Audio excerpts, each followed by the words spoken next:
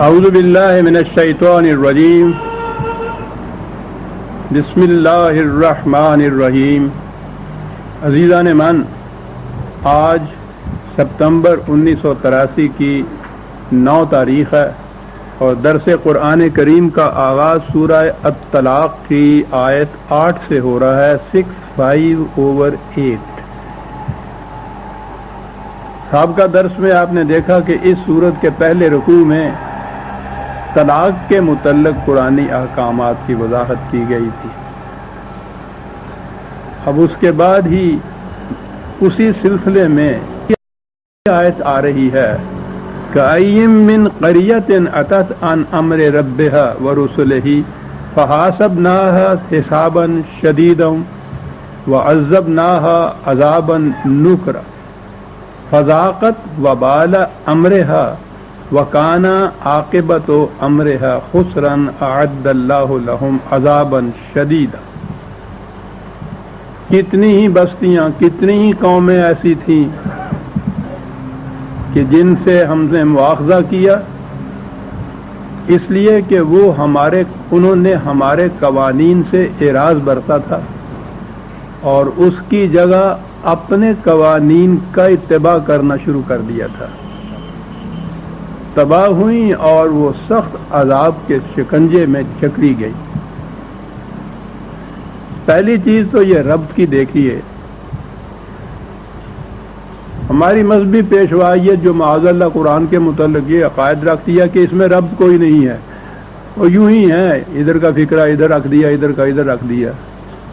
بہرحال جو اسے خدا کا کلام سمجھتا ہے وہ تو یہ گستاخی نہیں کر سکتا۔ آنکھیں بند ہوں تو یہ چیز کہ روشنی کہیں نہیں دیتا سورج، تو ٹھیک ہے، بند آنکھوں کو تو یہی نظر آئے گا۔ بڑا گہرا ربط ہے، اور وہ یہ کہ ہماری جو عائلی زندگی، گھر کی زندگی ہے، اس کا بڑا گہرا تعلق ہے قوموں کے تمدن کے ساتھ، قوموں کے انجام کے ساتھ، قوموں کی خوشحالی اور خوشگواری کے ساتھ۔ گھروں کی زندگی اگر پرسکون اور اطمینان بخش اور جنت فروش ہے، جسے قرآن کہتا ہے کہ جنت بن جاتی ہے ہمارے قوانین کے مطابق، گھر کی زندگی ہو تو وہ جنت ہو جاتی ہے۔ گھروں کی زندگی اگر جنت کی زندگی ہو تو معاشرہ خود بخود جنتی ہو جاتا ہے، قوم جنتی ہو جاتی ہے۔ اور قوم کے جہنمی ہونے کا ثبوت مانگنا ہو تو گھروں کے اندر جھانک کے دیکھنا چاہیے، یہ گھروں کے اندر اور گھروں کے باہر فاصلہ کیا ہوتا ہے۔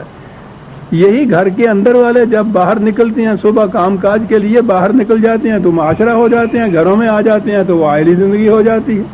تو یہ تو ہونے سے رہا کہ گھر کے اندر آئیں تو جہنم ہو اور باہر جائیں تو وہ جنت ہو۔ جہنم کا تو کوئی گوشہ بھی جنت نہیں ہوتا تھا، وہ تو ساری کی ساری جہنم ہوتی ہے سر۔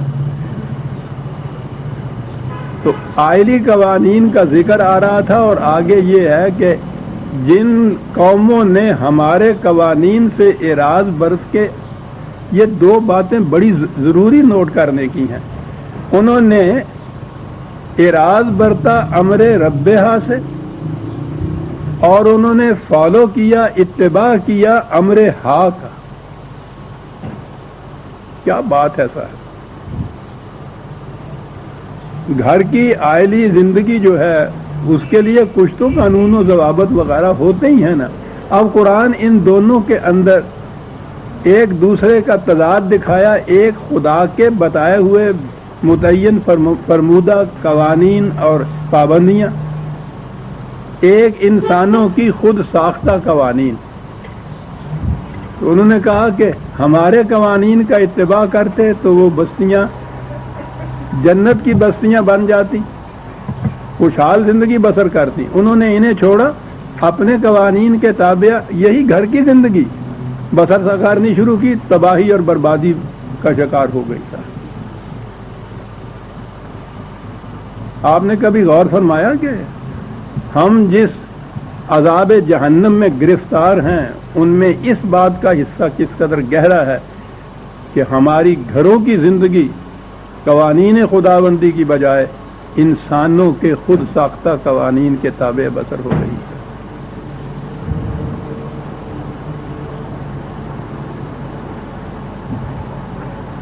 میری کیفیت، اسے خوش بختی کہیے یا بدنصیبی، کوئی ایک ڈاکٹر کی سی ہے کہ ہمیشہ مریض اس کے پاس آتے ہیں جو تندرست ہوتا ہے، اپنے گھر میں بیٹھا ہوتا ہے۔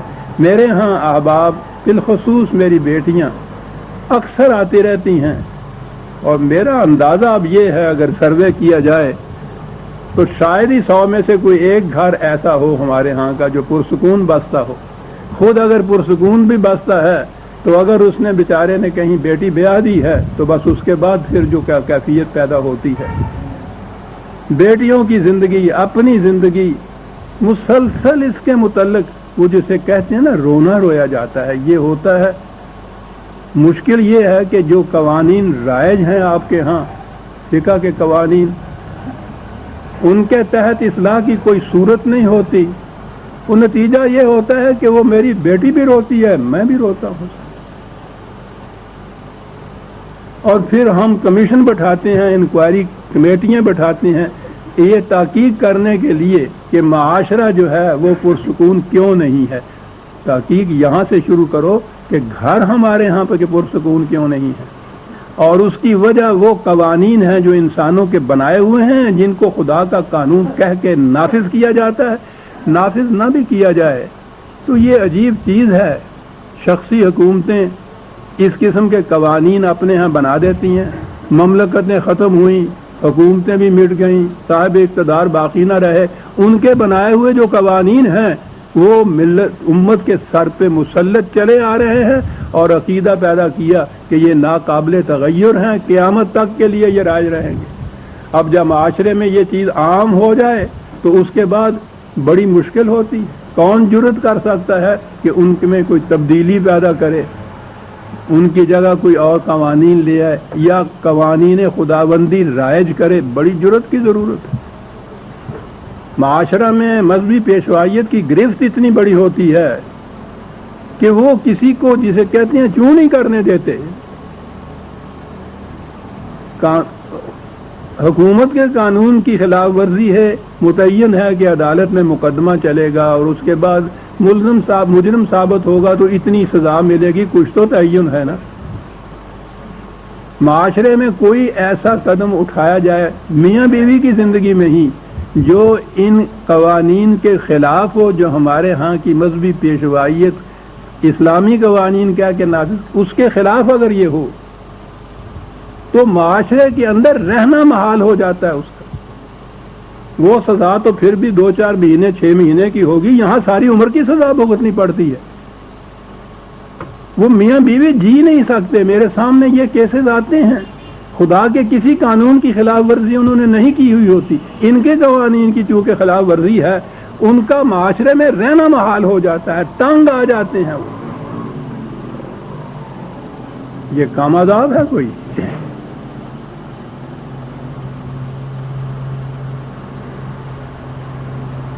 ملوکیت کے زمانے میں انہوں نے پبلک لاز جسے آج کہتے ہیں، اس زمانے میں یہ اصطلاح تو نہیں تھی۔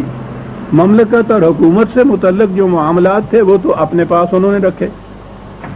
اب ان حضرات کے ساتھ جو مذہب کے اجارہ دار تھے، ان کے ساتھ مفاہمت بڑی ضروری تھی، ورنہ یہ ان کو کبھی ذل اللہ علی الارض نہ کہتے۔ محراب و منبر پہ کھڑے ہو کے ملوکیت کے حق میں دعائیں نہ مانگتے۔ یہ کس طرح سے ہوا؟ انہوں نے باؤنڈری مملکت، حکومت، پبلک لاز میں ہماری حکمرانی، پرسنل لاز میں تمہاری حکمرانی، اور قرآن کی روح سے، اسلام کی روح سے خود قوانین خداوندی کو 2 حصوں میں تقسیم کرنا بجائے خیج شرک۔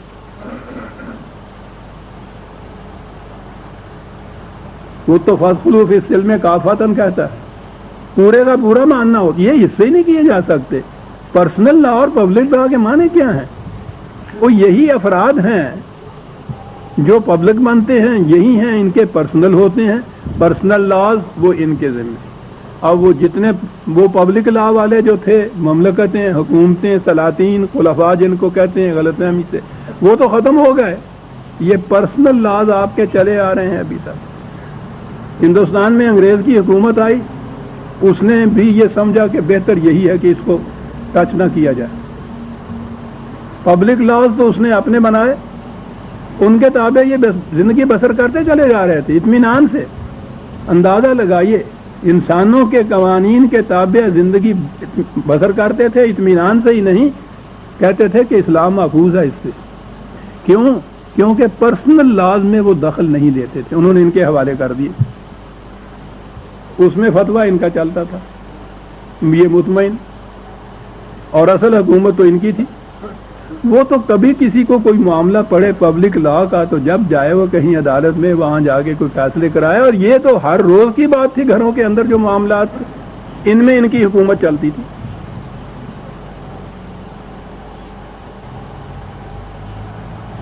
وہی چیز سمجھا یہ تھا کہ مملکت پاکستان بنے گی تو اسلام کے نام پہ جیسا کہتے ہیں تو اسلام تو آئے گا نا, کم از کم یہ اس قسم کی تقسیم تو نہیں رہے گی. اس تقسیم کی گرہیں اور مضبوط ہو گئی. آپ کے جو کانسٹیٹیوشن بنے تھے ان کے اندر یہ چیز موجود تھی, پبلک لا اور پرسنل لا کی.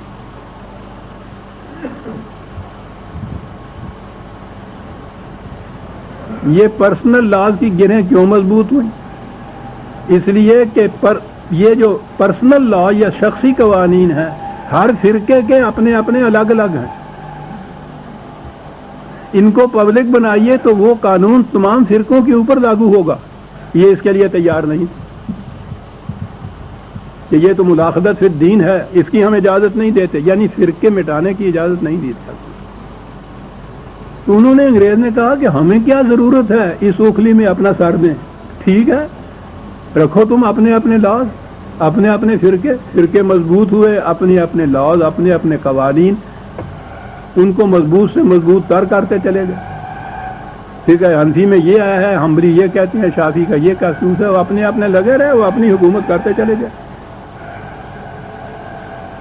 ہم نے سمجھا تھا کہ بہرحال یہ مملکت وہ اسلام کے نام پہ جسے کہتے ہیں تو کم از کم اس کے اندر یہ چیزیں جو بالبداہت قرآن کے خلاف, اسلام کے خلاف ہیں, وہ تو مٹ جائیں گی. پرسنل لاز کو مٹانے کے لیے یہ چیز میں نے عرض کیا ہے کہ پھر وہ درمیان میں وہ میں آ جاتی ہے تو مجھے کچھ طبعاً ایسی صورت ہے کہ جھجک ہوتی ہے, لیکن کہنا پڑتا ہے.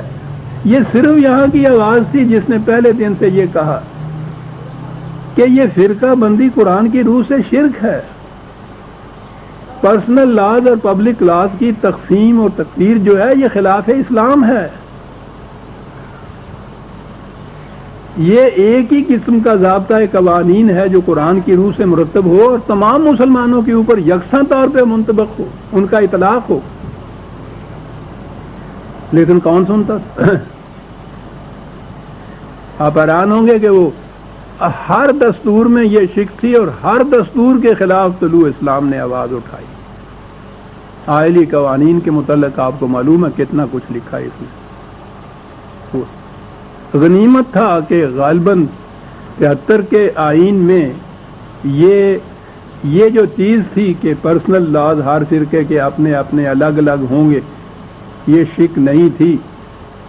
اصرار کر کے ان حضرات نے اس کے اندر داخل کرائی شک. اب اس کے بعد آپ کے ہاں شرعی عدالتیں یہ قائم ہوئیں. یہ پرسنل لاز جو ہیں شرعی عدالتوں کے حیطہ اقتدار سے باہر ہیں.